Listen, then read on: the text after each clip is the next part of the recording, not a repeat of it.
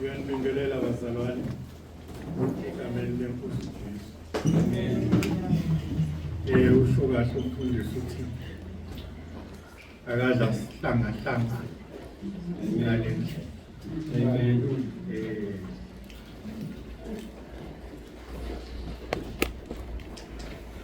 Uyasihlanganisa isimo obusilindele singenzeki. Ukuba sekufike yena waphendula amatafula emakethe.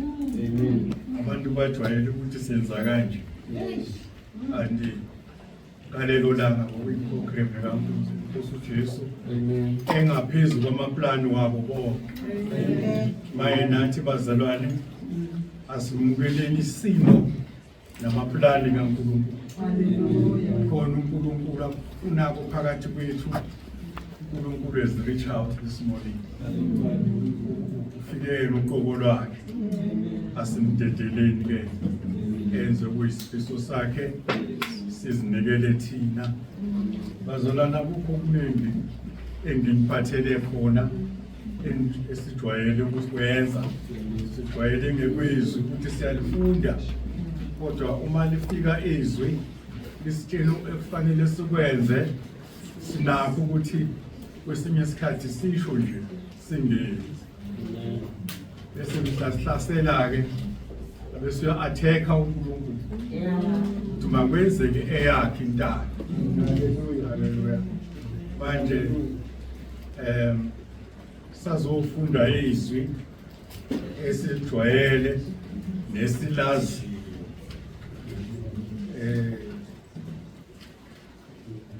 sihambi ngokujwayele. Sihambi nangokubona. Kwamento ethu abona nje uzane. Siwafaka izibuko. Ngoba angaboni umuntu ubona ngaphambili.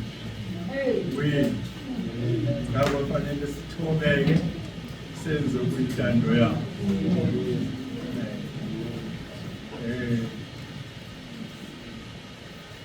Sizofunda ngoMateyu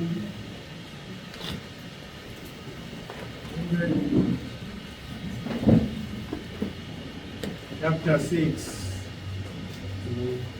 Uthandazo.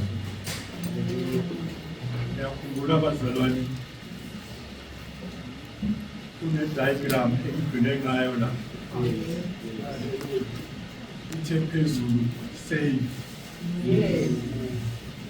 And the kingdom has come.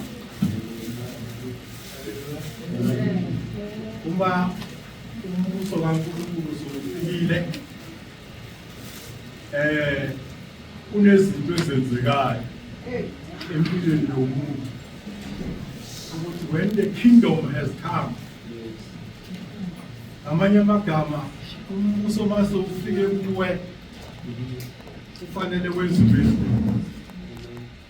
Sesithandazile bazalwane, ngithanda ukusho ukuthi sesimsizile umzalwane. Ukhuluma nama-disciples manje. Amen. Ukhuluma nabantu abanomthwalo ngale ndaba kaNkulunkulu. Amen. Umhlabelelo ojayisi yakho le ndaba ngoba indaba ingasali ngakuwe ukuthi igazi labantu ophila nabo, udla nabo, ungazange ubasondeze kuNkulunkulu, liyobuzwa kuwe. Haleluya. Lo makhelwane, lo muntu ohleli naye, uNkulunkulu wenze ngabomu ukuthi appointe wena, ungambizela abanye abafundi. Ngoba nguwe umfundisi kuwe. Igazi lakhe lizobizwa. sinalowo mthwalo ne-responsibility esabekayo ukuthi kunabantu abayithethelela ngoJoshua 24 verse 15 ngiyamaza ukuthi mina nendlu yami yomkhonzo fika kungenelo umina okwami. Haleluya. Amen. Akusiko kwethu la uNkulunkulu bakhuluma ngama-disciple, ukhuluma ngabantu abashiya izinto zabo obatshela ukuthi thengisa konke onakho ungilandele. Sibangani bazalwane kangaka, sihluphekelani kangaka, singezanga nalutho.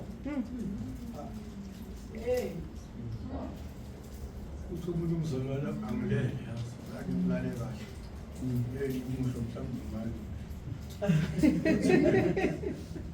angilalanga ngithi indaba ungalalanga makhelwane futhi phela imoto ehambe ngale ndoda manje isikhathi size siyashaya akafiki ngoba lo muntu attached to the car yanayo akakwazi akanabuthongo ngale moto.